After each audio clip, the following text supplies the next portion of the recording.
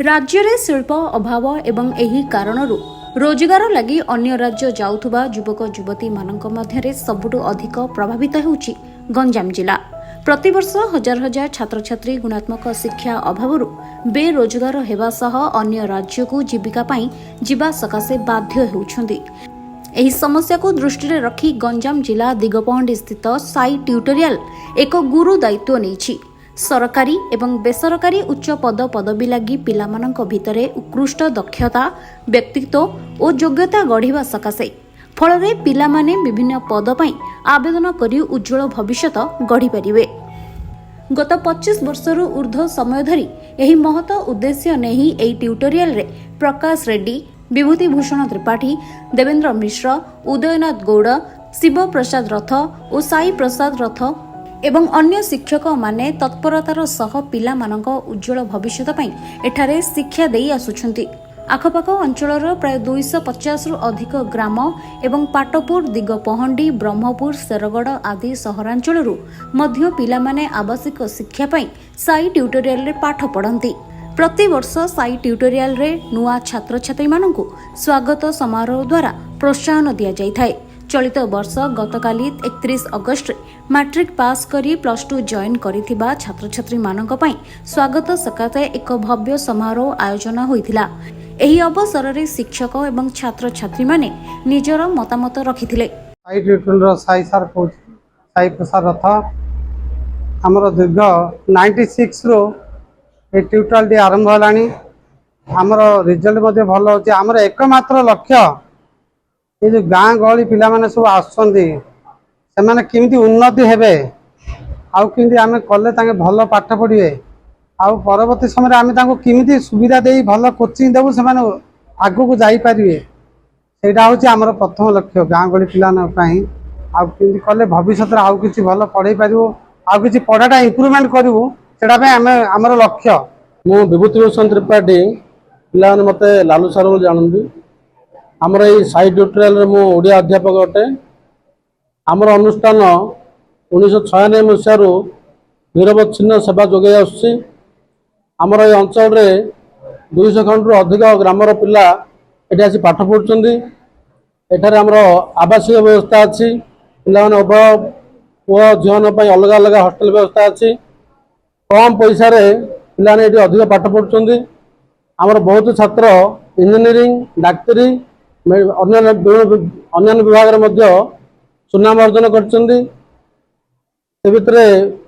बहुत छात्र college topper होती प्रति वर्ष।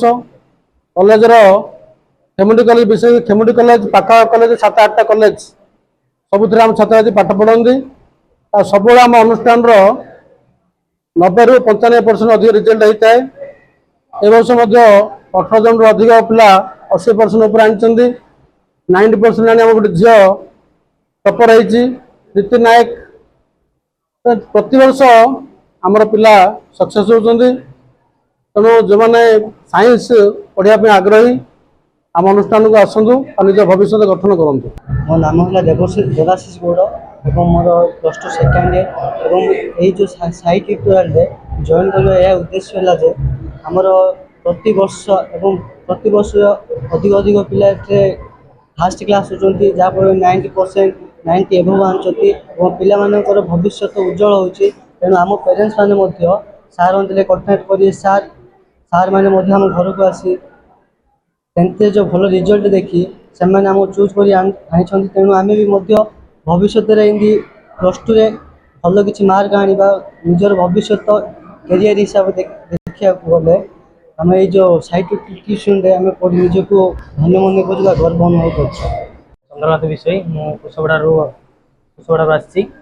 साई ट्यूशन रे हॉस्टल सुविधा सह पाठपढ़ा सुविधा बहुत भल भाव चली। मुझे गाँ थी सार जो मत हॉस्टल रहा बोले मोर इच्छा नाला गोटे इच्छा गोटे आसला हॉस्टल रही सांगसाथी ग्रुप स्टडी हम जमी भल पाठ पढ़ा हम से ग्रुप स्टडी हॉस्टल आसी रही। हॉस्टल रही पाठ पढ़ा टी इम्प्रूव होबार लगी।